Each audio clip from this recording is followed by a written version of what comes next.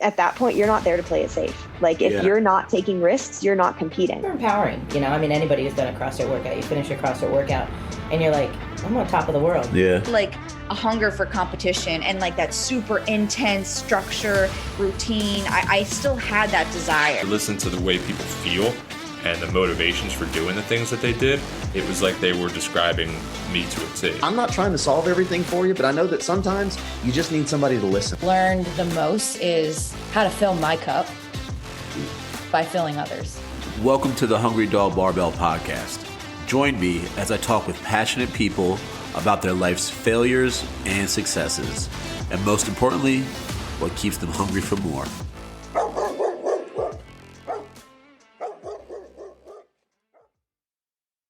What up, dogs? Welcome back to another episode of the Hungry Dog Barbell Podcast. Wow, I almost forgot what the name of my own show was.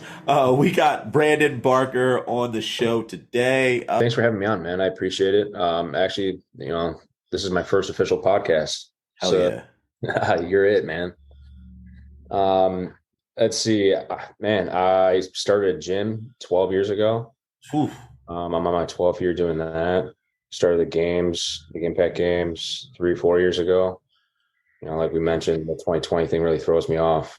I have no idea what's going on around that, So, yeah, I think I'm on my third or fourth year of the games. That's kind of gone to a level that I never really anticipated it going. But yeah, so that's kind of my thing. I'm a single father, have two kids, I have a 5-year-old, 7-year-old daughter, 5-year-old son. Just dropped him off at school. So life's good. That's sick, dude. Yeah, it sounds like a good life, bro. So you're in the Midwest right now. Have you always been there? Did you grow up there? Yep. I was born in Calumet, Michigan. So it's way up in the UP, about as far north as you can possibly go, I think. Then my dad started his own civil engineering company. So he moved down to the Appleton area, which is just south of Green Bay. So I was pretty much raised in Appleton, raised in Appleton for most of my life, moved to Chicago for a little bit, picked up a lot of my training there, then moved back. Were you a hockey player? I was not a hockey player. Damn. Usually I'm able to guess, but. For sure. That was one of those sports I wanted to play. And my parents were like, listen, if you're going to play hockey, you're probably not going to play any other sports. It's so expensive. Yeah. So, I was a baseball and football guy. So I'm like, okay.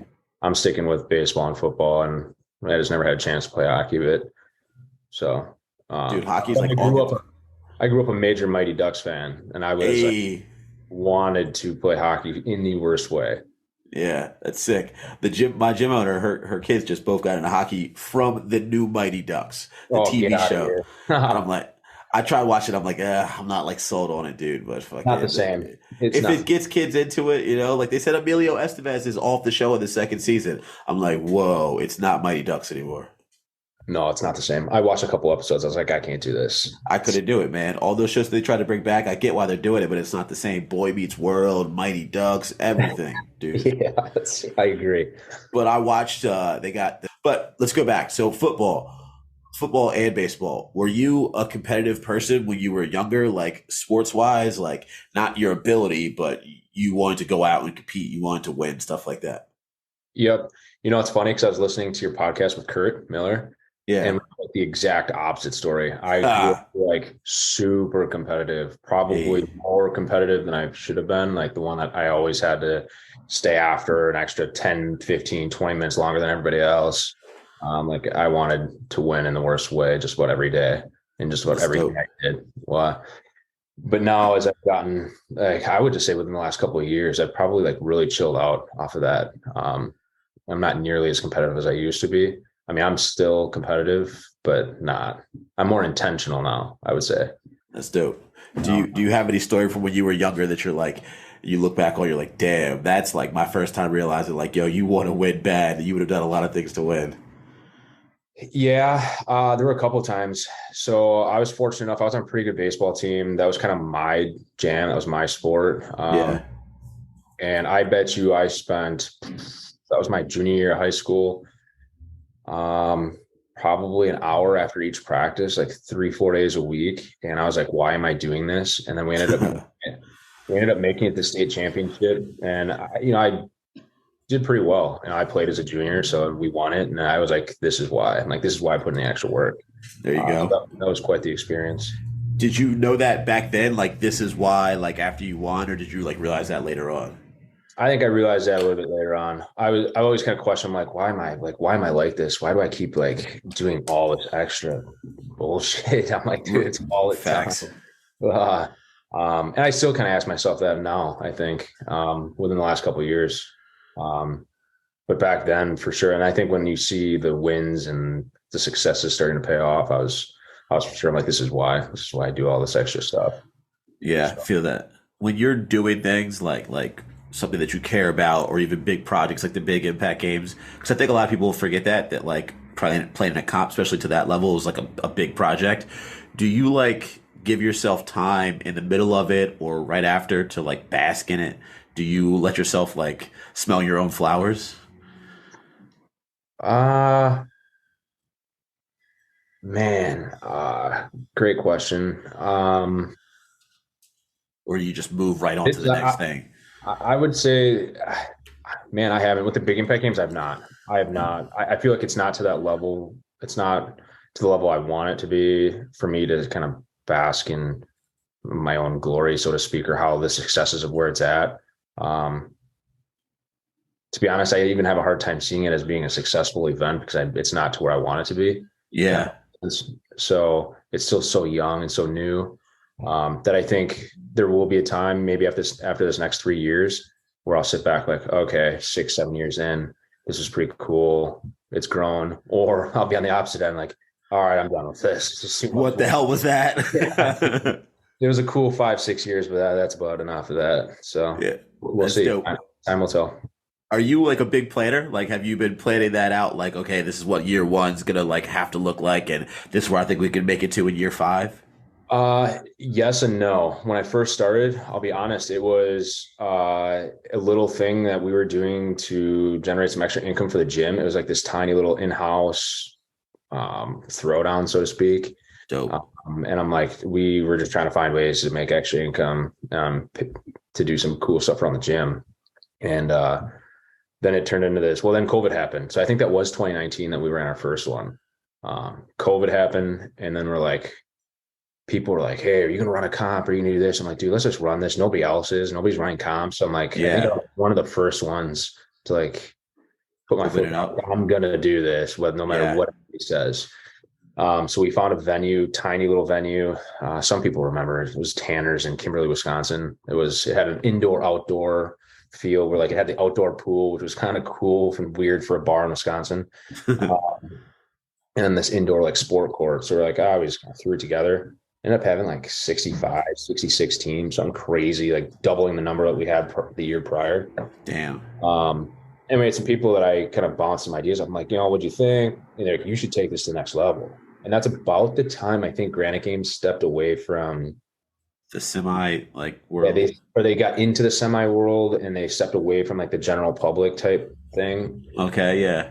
So in my eyes, I saw it as a small little window of opportunity for me to kind of, hey, let's start this and let's roll with this and see what happens. And that was after the second year, after you had doubled? Mm-hmm. Did you have like a capacity on it like that year, or like a number you were like hoping for? No, we had no idea what we were doing. I went into that thing completely blind. Like, I have no idea what I'm doing. Like running 2 stages to me, looking back, was foolish. We found a way to make it work, but I was like, this is silly. Right. We don't know what we're doing. I'm such a rookie at this. So that's what you got to do, right? Like you have to do it. Like some people never do the thing, right? You're talking about doing it and feeling like you could have done it better. A lot of people never do the thing. So. Yeah, I would say that's probably a strength and a weakness of mine. I'm not afraid to like stick my neck out there and fail. But sometimes too often, whatever, I shrug my shoulders and keep moving forward. So yeah. But yeah, that was kind of the starting point that year. Like I talked to, I think it was Blair Chapman and Rachel. They were a couple that I talked to about it. There was Leah Egan and Colin from Omni. I talked to them a little bit about it. And they're like, oh yeah, go ahead, do this. You got our support, this and that. Here's what we suggest doing. I was like, all right. Found a venue, and actually the original venue was supposed to be in Appleton. We were hosting it this year, which I'll kind of come back to in a bit. But like for that second year, right? Technically the third year. Third year. So first year that was it in your gym? Yep. So then like when you start having conversations about going to book this venue, are you like, oh shit, this might be heavy because I don't know how many people are going to show up, or were you like full force right from the beginning? I felt like, so before I locked into the bigger venue in Green Bay, I was like, I'm going to find a title sponsor. And if I find a title sponsor, that relieves a huge amount of stress, because then it doesn't matter really how many teams I brought in. Yeah. I had all my expenses covered. I was like, let's just have fun with this. Right. So that happened. We had a major title sponsor, Nicolay Bank. So, I mean, that was huge. That covered a large chunk of the expenses.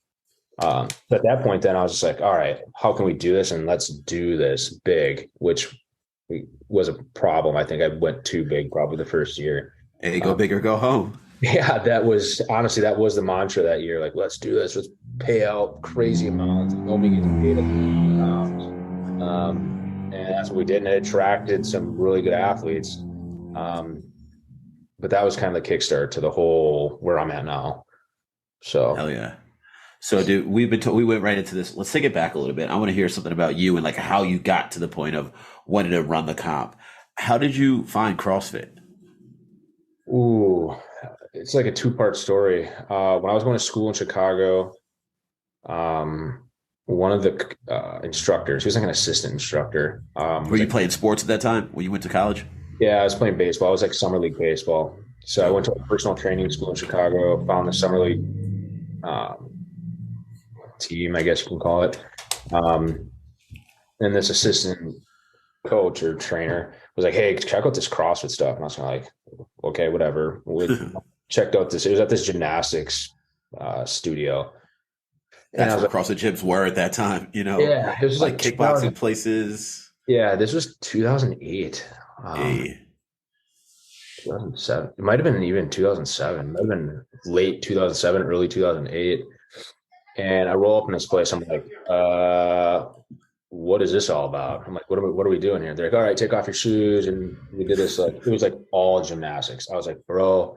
I'm like, one, I have no upper body strength. I came from baseball, so we never were allowed to lift upper body. Right. I was like all lower body, and we did nothing lower body. Everything was like body weight, upper body, legless roll climbs. I'm like walking on trying to walk on my hands. I'm like, this is the dumbest thing I've ever done. I'm like, walking on your hand in 2007 was like low-key unheard of, you know? I was like, I'm not a gymnast. I was like, get me out of here. I'm never doing CrossFit ever again. And he's like trying to teach me how to do like these kipping pull-ups, which we all know what they are now. But back then I was like, dude, I'm just flying around on a bar. I was like, right. This is. So that was 2007, 2008. Fast forward, man, I did the whole gym fitness thing, a lot of stuff in between there. 2017-ish. Yeah, I think it was almost 10 years later. I'm doing the whole group fitness thing, started my gym. And there was a failing CrossFit gym.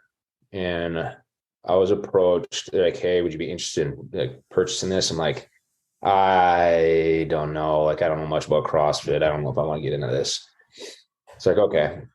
6 months passed. I had another guy at my gym. He's like, hey, dude, you're pretty athletic. Why don't you come try this CrossFit comp down in Kenosha? It's a beach comp. He's like, there's no barbell. It's all like kettlebell, sandbag, and cardio, which I had a pretty good cardio base. All right. So I went down there with a friend, gave this thing a shot. Ended up winning it, won like $250. I was like, all right, now I'm convinced, like I'm locked in here. Hey, I'm like, that $250. I'm like, this CrossFit's different than the CrossFit I did 10 years ago. Right. Like, count me in. And then I started, I think it was that October of 2017 or 2018. I started hopping on CompTrain. So then I started following the CompTrain programming. And I was kind of, from there on, I was hooked, honestly. And then I started doing comp after probably over comping myself. And won another one, $500, won another one, was like $400. And I was like, dude, this is, and they were low level comps. So then I get to the point, Granite Games, we did a team of 3. Somehow we qualified for this RX Plus, a bunch of studs in this division. I show up, I'm like, what am I doing? I'm like, these guys are freaks. Ended up taking 16th out of 40. I think we tied from 16th out of 40. So I was like, all right. And granted, that's teams. So it's a little bit different. I had a couple hundred, couldn't handstand walk still 10 years later. We didn't do it for the 10 years, like. It's like you still can't handstand walk, man. So you got something to work on. So then I spent a lot of time. I pretty much put my foot down. I was like, I'm gonna get ready for a major comp in Masters. So I would have been 30, I think, 30 or 31 at the time. And I was like, there's no way I keep up with these 20 to 25-year-olds. Right. I haven't had enough time in the game, so to speak. So I'm like, I'm gonna get ready for 35. And that's what I did. I spent 4 years getting ready for Masters, and the last year and a half I've done all right. Made it to Legends last year. Was fortunate enough to make it to Masters Fitness Collective, and it's been kind of a fun ride since. And those are two CrossFit staple competitions, so you're in the pipeline now. In that time period before that, since like baseball ended, you're running your gym, how were you like letting your competitiveness out then? Did you have any like outreach for that? Yeah, so when I came back from Chicago, I came back as the strengthening. I interviewed and got the strength and conditioning job at a local high school. So I became a strength coach, did that for a while, and then I started coaching. That was kind of my competitive outlet through coaching my football athletes. I was kind of getting that competitive outlet in, but then I was looking for more personally. So I started looking into a few things. I think it was the Warrior Dash. Like it was an obstacle course thing. Yeah. So I started training for that. Got really heavy into that. There's a small group of us that's kind of where my group training started. There was like a group of 6 of us that worked out together, got ready for this Warrior Dash, then started doing Spartan races and did the whole OCR thing for probably 4 or 5 years. Yeah. A lot of people that are like just outside of CrossFit, they toe that line, right? They dabble in the waters of all the other functional fitness competitive things, For sure. And then it was 2016. This is the competitive side. This is where it really started to ramp up for me. Is somebody was like, bro, you can't, there's no way you can do an Ironman with your like body frame. I was like, and they're like, you've never done one before. There's no way. I was like, oh, okay. So I signed up. That next month I volunteered at the Ironman in Madison, which gave me a shoe in to sign up for it next year. So I did that, and I spent a year and a half of my life training for the Ironman. Damn. And I had never done a marathon. I had never done a long bike. I'd never swam that far. So I was like head down, probably overtrained for the swim, but ended up doing the Ironman 2016. Didn't finish. I got to mile 8.5 on the marathon and started cramping out everywhere. Ooh. I pretty much got dragged off the course, throwing up, IV bags. It was brutal. Which happens to a lot of fucking people, which they may or may not talk about there. Before you keep going with that, dude, have you ever done like any swimming before? Like, how good of a swimmer were you before you signed up? I would say I was an above average. Like I was an athlete, okay, but like I could figure it out. I was right. Like, it was like, okay, somebody can show me. Actually, one of my Masters athletes now was a swim coach. So she spent some time with me, working with me in the pool. So yeah. And I had another guy that had done an Ironman, so he's giving me some tips. I kind of was following some programming. But let me tell you what, dude, hopping in the pool for the first couple of times, and then I figured out what the distance was. I was like 160, it was like 162, 164 laps in that pool, in a 25-yard pool. I was like, I got 3 or 4 laps in. I was like dying, got out of the pool. I was like freaking out. I was like, I'm going to fucking die in this Ironman. There's no way I'm going to survive this Ironman. So that's where I feel like the switch turned. I started overtraining the swim because I was legit pretty worried about that. I was like, there's no way. I just signed up for this event. I'm not even going to be able to start. Like, I'm going to fail in the first be stuck in the first part. Yeah. Because like people can muddle their way through a run. I mean, it's really far, and like a bike, but like swimming, I have the same exact story, dude. Like I used to work at a Lifetime, like the big ass gyms that have all the pools in them. And for a while, I was probably at my fittest at the time. It's like 2018. Dude, I used to watch people swim just hundreds of laps, dozens of laps in that pool. I had never much done like a lot of swimming before, but I was like, I could definitely crush this, like I feel like I'm the fittest I've ever been before. I hop in this pool and I do 2 laps and I look up because they had a little lap counter. I'm like, there's no way that was just 2 laps of a 25-yard pool. I'm like, I am like fatigued right now. Like I'm done. This is a wrap. Like I did 3 more laps and I was like, I need a lot more fucking work. 100%. Oh my God. It was so wild. hard. Yeah. And then it became I think the biggest piece of advice I got were these, what are they called? They're called lava pants. They're like these, it's like a special pant that helps your lower half float, basically. Right. It's like a lower half wetsuit, a thinner wetsuit. And so as soon as I put those on, I was like, oh, this is a game changer. Because then I got 20 to 25 laps in. I was like, all right, like I'm still a long ways, right? I'm like 15% of the way there. Right. But I'm like 14% further than I was last week before I had these things. Right. So I'm like, now it's just a matter of like learning some technique. I really had to learn how to breathe. Breathing was huge. Because the amount of anxiety that starts racking up if you don't get your breathing down is insane. Yeah. So, it was so hard for me to learn how to turn my face and do that, all that special move that the swimmers do. Yep. Yeah. So I ended up crushing the swim in the Ironman. I went 1:14, I think. It took me an hour and 40 minutes to finish 2.2. So my goal was an hour 45. There you go. Yeah, you crushed that shit. So I was pumped about that. And then the bike happened. Where I thought my legs were pretty strong. And I was like, I probably undertrained the bike and I trained. Yeah, did you do any like training on the bike or did you just like, I can bike? Yeah, no, I definitely did some training on the bike. I put in my time on the bike, but not enough time. And Okay. I didn't do enough time on hills. And Madison is very hilly. So I got like 40 miles in and I made an epic mistake and I forgot my watch. I couldn't time out my nutrition, so I was blindly guessing, which is probably ultimately what led to my cramping. But right, man, those hills were tearing me up. Like, if there's, I don't even care that I didn't finish. I had a lot of people ask me, like, "Oh, are you gonna try it again?" I'm like, "Never, no." I learned exactly what I need to learn from the Ironman, and that was like mental. There's so much mental toughness and putting my body through something that I've never put my body through that ever before. So, like, you take the hardest CrossFit workout, and that's multiplied by 10 that I've done up to this point. Like, there's a lot of hero wads that are up there in intensity. Man, this Ironman just doesn't compare. Yeah. It's the mental side that you're talking about too, you know. Yeah.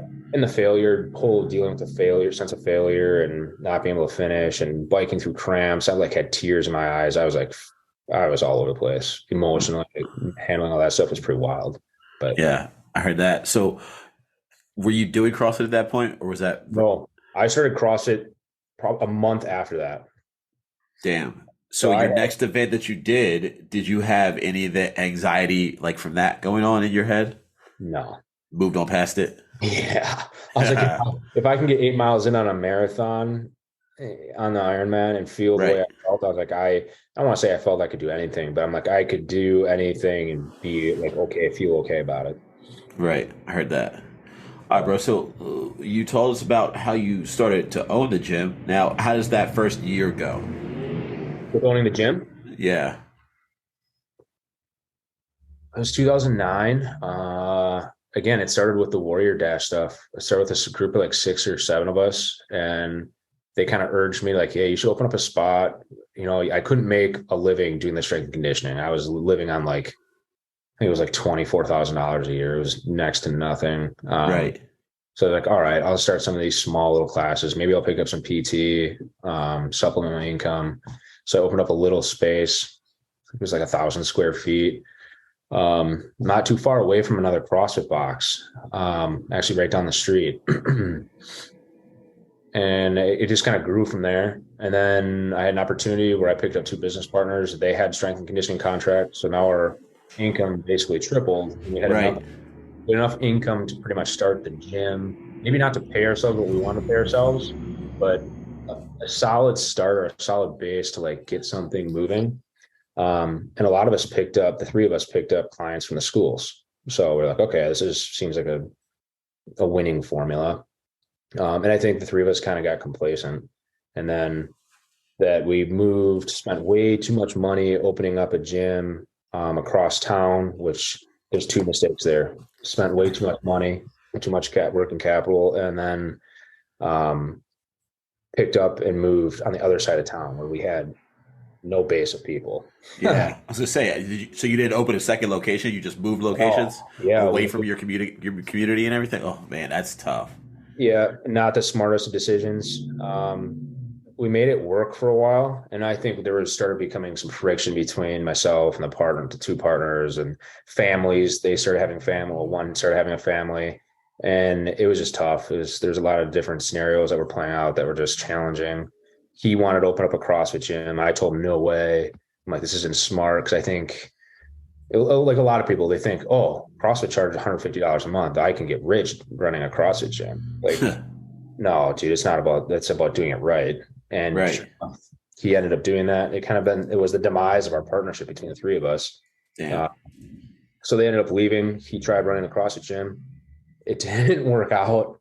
I ended up buying it from him, and they had 13 members when I bought it. So I bought the rig and bought some equipment and the affiliate name, and I've had it since, and now we're over 100 members. Hey. So, what was the beginning of that like when you go from 13 members to were you like, what the hell am I going to do? So I had no idea even how to run a CrossFit class. And I remember I had some people that came in like, oh, new CrossFit gym, this is awesome. They came in, they're like, he doesn't know what he's doing. And they left. Like, this guy doesn't know. I mean, he's athletic. They left like that day, like during that class? They kind of just, no, they just like, oh, hey, yeah, it was nice. Like trying to make me feel all like warm and fuzzy about it. And then they left and never came back. I was like, all right. And then until finally, I had a guy that was like straight up with me. He told me, he's like, dude, this is not how you run a class. And I'm like, whoa, pump the brakes, man. And he kind of walked me through. I was like, all right. And I was following, like I said, I was following CompTrain. So I ended up going out to a Ben Bergeron conference out in Denver. And that was CompTrain doing the class programming at that time? Yeah. Nope. Oh, that was really good. I had a gym that followed that, and like that really helped a lot of our new coaches to follow along. Yeah, no, they didn't have the class program yet. So we were kind of tweaking the individual, and everything was comp related, right? So like there's probably 12, 13, 14 of us that all competed and we're like balls in on the competition thing. Well, that turns a lot of people away. Later on. And after the seminar I went to, I learned a ton. Basically gave us his playbook. I was like, I am copying and pasting this, and this is our formula for success. And pretty much that's from there on. I kind of owe a lot of that to that plan. And then tweaking it, we ended up picking up Mayhem a little bit later. My 5-year lease came up at that location that we moved to. I got out of there because I was overpaying. I bought my building. I had a member that was moving. He's like, hey, I'll sell you this building. I'll loan you I think it was like I had 10% I could put down, but I needed 20%. He loaned me the 10%. So I bought a commercial building. Yeah, that's dope. Moved everything in there, saved a ton in expenses.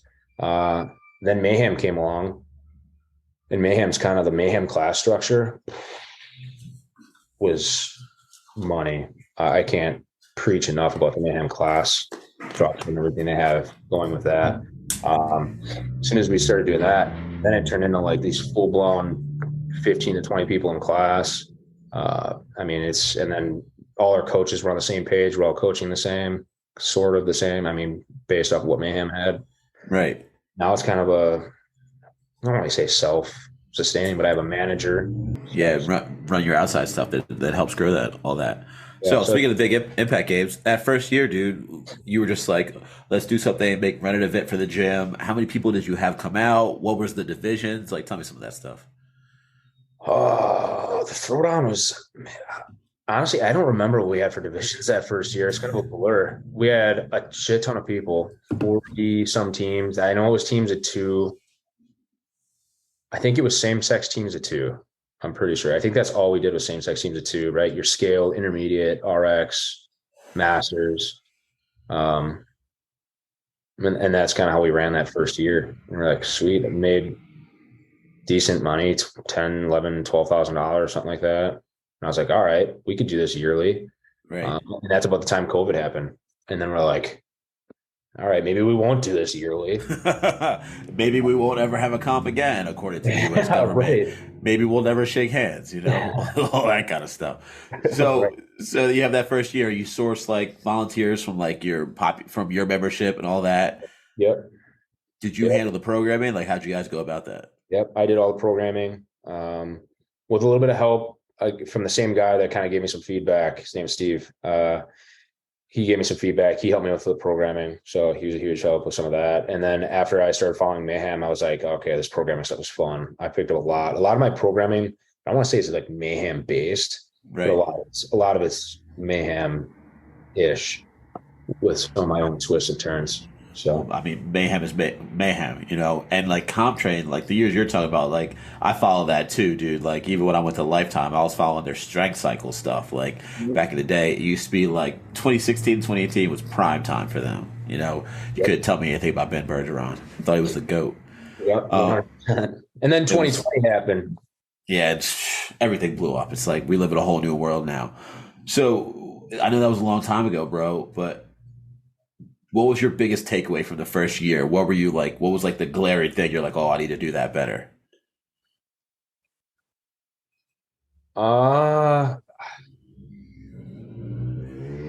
Man, I think my biggest thing from that one, and I felt like we did a really good job of it, was doing the little things. Because I had been to so many comps, and I'm like, these comps take the little things for granted, especially the bigger comps.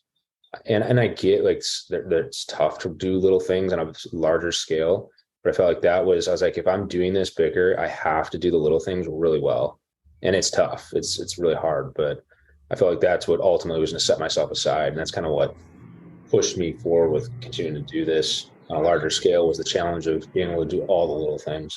Give us an example of a little thing, like for the comp. Like swag bags, to letting athletes kind of pick and choose what they want for their apparel, to how the stage is laid out, to the programming, to making it a bigger feel for scale and intermediate athletes. I think that was my big thing. Like a lot of these scale and intermediate athletes, Granite Games did a really good job early on. I felt like you were on a big stage. You felt like this was cool. I'm an intermediate athlete, right? A single athlete on a big stage.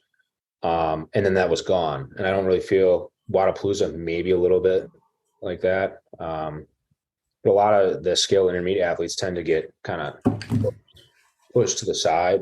Right. Like no limelight. Yeah. So I was like, let's do this for those people, the 90% of the people that don't get this opportunity ever. So yeah.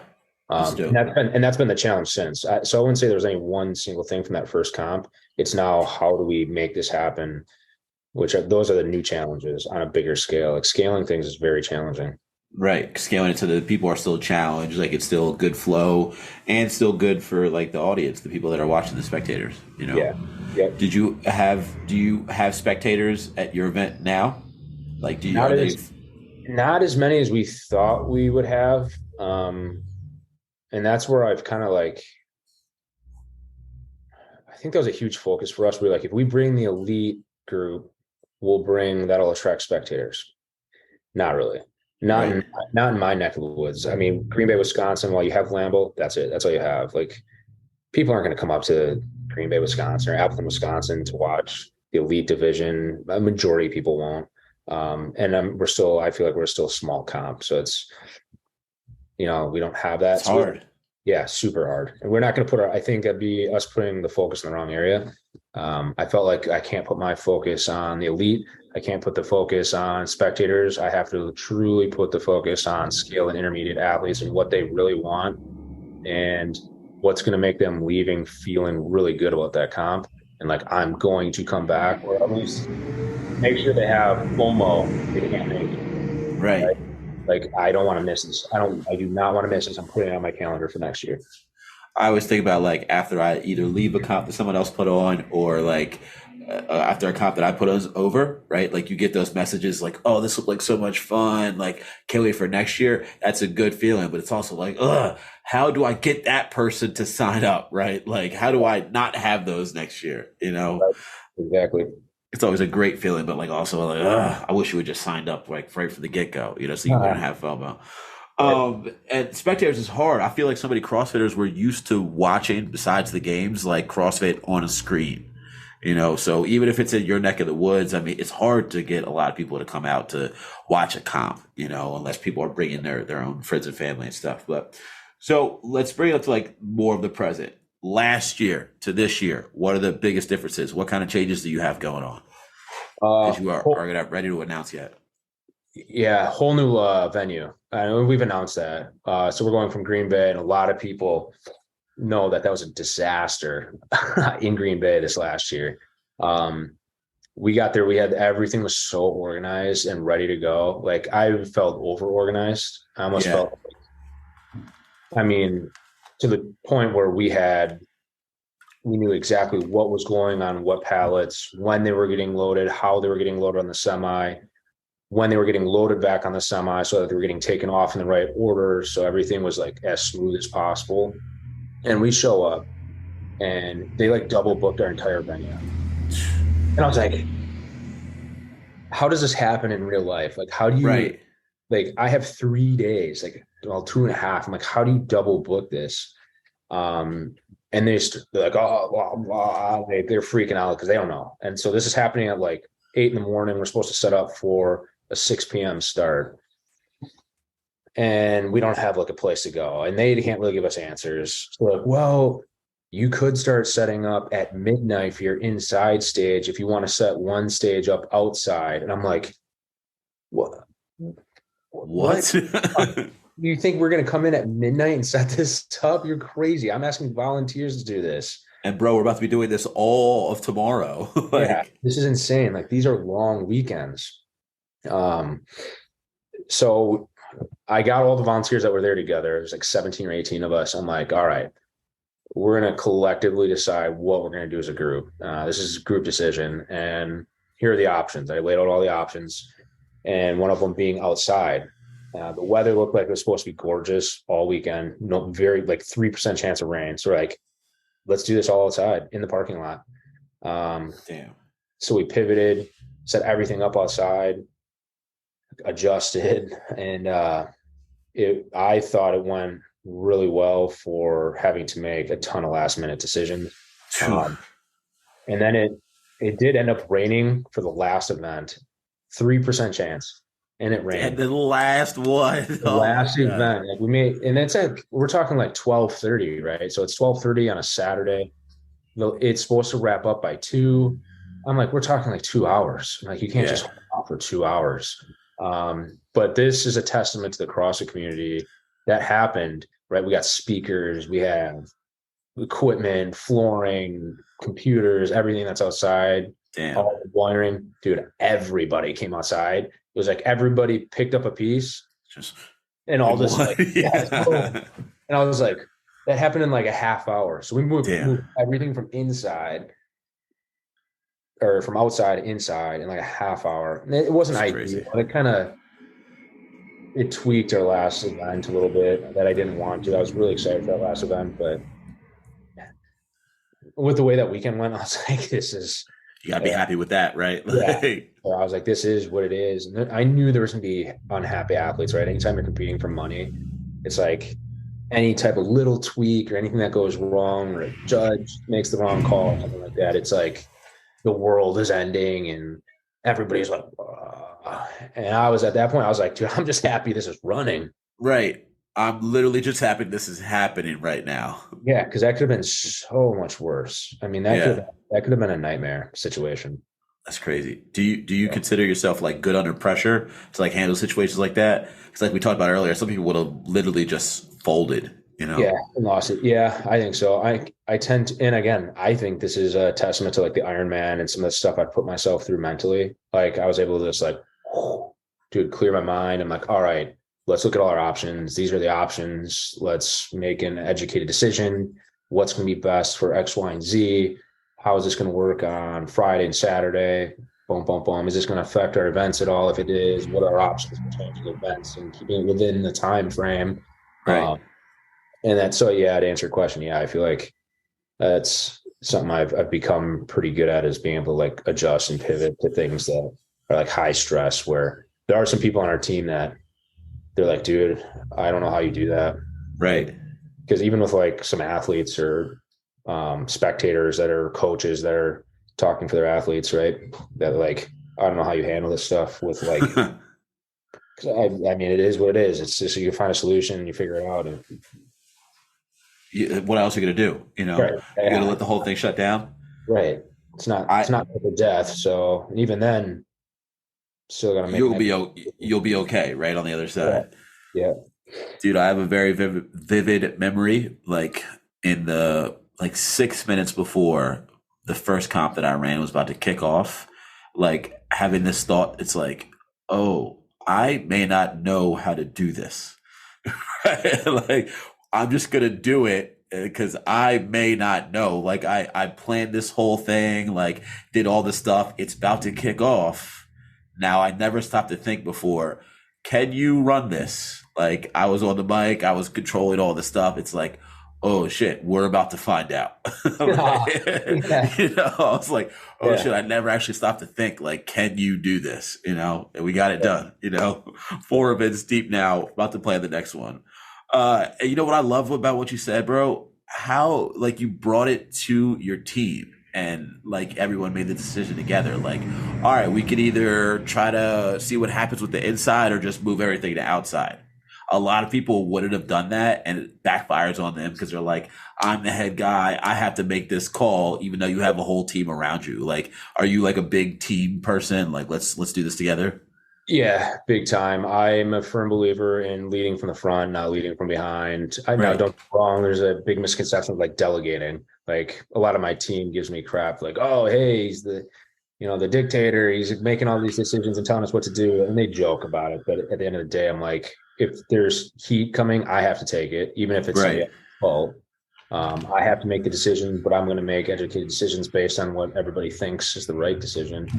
So there's never like an I thing in this. I feel like I've been to a lot of comps that are like that, where it's one guy making all the decisions, and a lot of times it's probably not the right decisions. Right.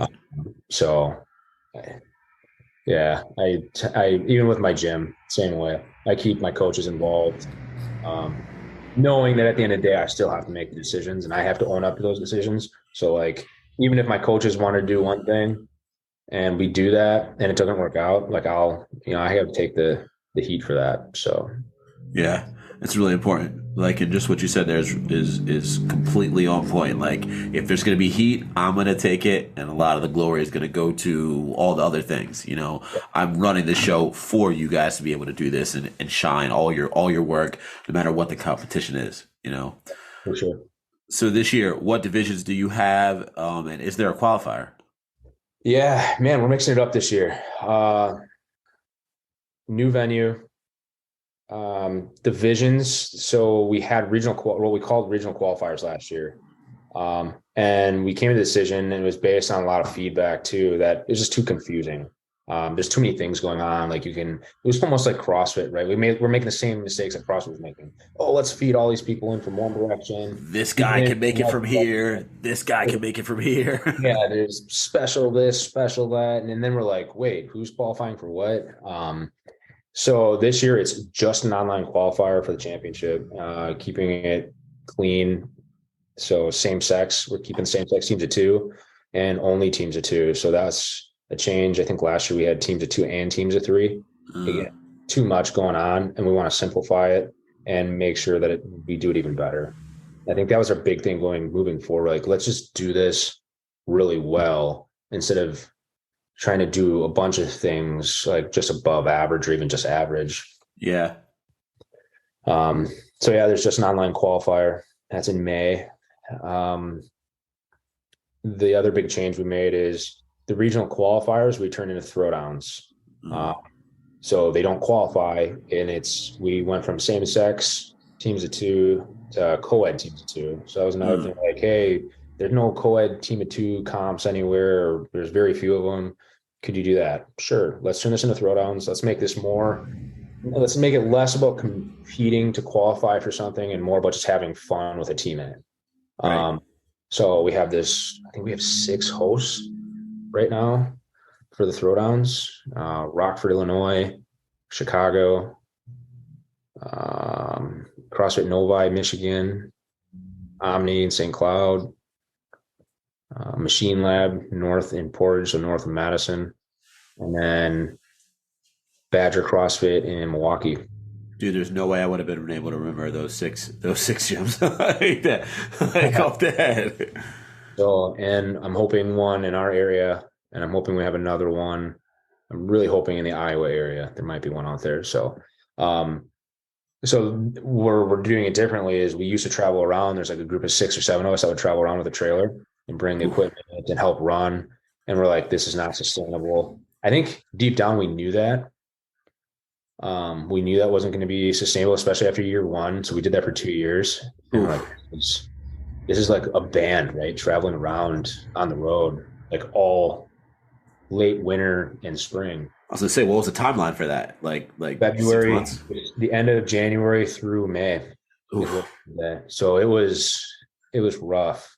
Rough on the volunteers. And they weren't even volunteers. I paid them to do that a little bit. I didn't get paid enough, but somebody decided, hey, let's put it on the host. Let's have a working relationship with the host. Let's raise some money. Let's let them make some money by hosting. The money that we make, you decide. I'm putting that into paying judges. I think that might have been you that we talked about that. Yeah. So I was like, that's such a big hurdle for so many comps is how do you pay judges? How do you improve judging? And I'm like, man, we racked our brains. You have to pay them. You have to create a standard. You have to pay these judges. You have to treat it not like a job, so to speak, and have expectations for the judges because they're getting paid. For volunteers, it's too hard to lay out. You can lay out expectations for volunteers, but at the end of the day, they're volunteering their time and they're getting hollered at. It's kind of like officials in high school sports, and they're getting paid to do it. Right. So there's people I've seen it multiple comps, people leave midway through, because there's nothing holding them there, Yep. So I'm hoping that works out. That's me putting my neck out there. We have 60s. If they bring in X amount of teams, I know that I can cover, I think it was 24 judges, 16 to 24 judges paid. And then I worked out a deal with the hotel. It's a Hilton connected to our new venue. And they're like, yeah, we'll give you a deal for X amount of rooms. So I'll dedicate those rooms to the judges and pretty much I'll get paid and I'll have a place to stay. And I feel like that's a huge first step. And I'm hoping that we can create some sort of structure and have our events done 2 months in advance to get those to the judges. So we can walk these judges and make sure they're all comfortable with it and everybody knows what's going on. Lay out any potential, what if this happens? Because that happens all the time. If the rower runs out of batteries, what's our backup option? Or do you have a stopwatch? Or how do we make sure we have a plan B so that these judges, when something does happen, it always does, are on top of it. And the athletes are like, holy shit. You have a plan and it's boom. There's a plan A, a plan B for every event. Yeah, because that's what everyone, even in CrossFit classes, wants to see. It wants to feel that there's A through Z plans. Yeah. You're not just winging it. Shit happens. Everybody knows it. I don't know. Have a plan for a B and a C. Have a backup plan when something happens that you don't expect to happen. Because hell yeah, you can overlook so many different things. There's so many, like they said, there's so many small details that go into this. It's easy to overlook things. So it's all about planning. If it's not properly planned, plan A, B, and C, then you're not prepared, in my opinion. So right. And legitimizing the judge aid and having all those plans set up, that's you taking the event planning from the amateur to the professionalizing the event, that you have people that are there, you're being paid, you know that you're going to be accommodated, so the judges don't have to worry about anything else. Yep. It's gonna be dope, dude. So it's a stepping stone, I feel like, for us. How it's going to work, I'm not sure yet, but I hope roll the dice and see again. We're gonna find out. Hell yeah. So that's that change. What's cool is I am giving the host kind of a first dib, so to speak, at judging. So if they're hosting one of our events, the host and any of their coaches that have their L1 or higher will have first right at judging. So we want in, and I'll recruit a list of people and say, okay, these are all the people. They all have their L1s. They all took their judging course. They're all agreed to our terms, so to speak, as far as payment and how they plan to make sure that they're upholding our standards. So I thought that was cool. They seem to like that. Hell yeah! So that's for the throwdowns, the satellite comps, or is that for the big comp too? That's for the big comp. Yeah. Okay. So like the hosts that are hosting our throwdowns, Yeah, they're gonna involved with the championship. Yeah, via judging or competing or so. That's awesome. Save me as judging spot for next August for the big one. So for the Big Impact Games 2023, what are you hungry for? What's your goal for it? Man, we're shooting for 100 to 120 teams. I think we had 80 something, 82 maybe, 80, 82, 83, somewhere in that range just last year. So I'm shooting for that 100 mark. I think that's that's kind of like my milestone. Get to 100. I think this is the last year of my title sponsor, so I want to make sure that that is we play that out well. You get the use out of that. Yeah. So make it a little bit bigger for even scale intermediate. I'm hoping there's some nice surprises. So one of the things I'll say is that there's a university on site. So it's a big expo center, and then there's a university right there, right next door, with a pool. Hey. So that's one of those things that I know scale intermediate teams rarely get a chance to go in the pool at comps. Yeah. I don't even know if I can think of one that has, to be honest, that I know about. I don't know if you know of any. Well, Wadapalooza in the ocean? That's the only one I know. Right. That's the only thing. Yeah, that's the only one I can think about. So, yeah, and you won't be swallowing salt water. No sharks. Yeah, no sharks, fish, creatures, salt water. So I'm hoping that happens. Yeah. The spectator thing, we're attacking that a little bit differently this year. And I haven't told anybody this yet. And we have kind of a separate side project going to run alongside the games. And that's a local fitness expo. So we're getting all these different health and wellness companies to start jumping on board, and we're going to run an expo congruent with the games. Hey. So the general public, there'll be more general public there. So a yoga in the park, I know we have a sponsor for that. There'll be certain events that people could partake in. That's part of the expo, that kind of all this cross marketing between the expo and the games. So I'm hoping to tie in a lot of the local people, a lot of local businesses, and they can get some cross traffic. So yeah, that's always really good, right? Because people they run into the thing of just depending on the dollar from the CrossFitter, one population, really, not even just CrossFitter, Yep. and then that you need to diversify where you're going to get money from, Yep. Or just have be your customers outside of just the money, so that'd be good. Yeah. So the venues, this is the prime time venue, I think. There's so many different things going on downtown Appleton. It's such a more diverse area than Green Bay, where Saturday morning, I think from 7:30 in the morning until 11 noon is the farmer's market, which is gigantic. So it's got to be close to 5 city blocks downtown. So that's an event going on while people could be going, and it's a block away from the venue. So there's a lot of different things going on downtown during that time frame will keep people engaged and not there just to compete. Yeah, that's what you want, right? Not just be there so you can have more people around. Yeah. Well, that's dope, dude. Brandon, thanks for coming on and talking with me, man. It's been exciting learning more about the Big Impact Games. I'm excited for next year. Come out and judge, watch all the stuff go down. Are you going to Wadapalooza? Actually, since we were just talking about it. No, I'm my competing stuff. I'm probably taking a step back from competing. Little break. You found the next thing. I had a blood clot in my right calf. Damn. I have a back thing. I have a shoulder thing going on. So I was I just need to chill. Yeah. So are you gonna do the open? Oh yeah, I'll do the open. I love that answer. Let's go. Yeah, for sure. Of course you're doing the open, bro. I'll be back for the open. I'm gotta get my back right in the next month and a half, but yeah. Yeah, you got 60 days. You'll be good. My goal is top 200. I just missed it last year. So there you go. 35. Oh, so you be in the 35 category? There you go. I was in 35, this last year.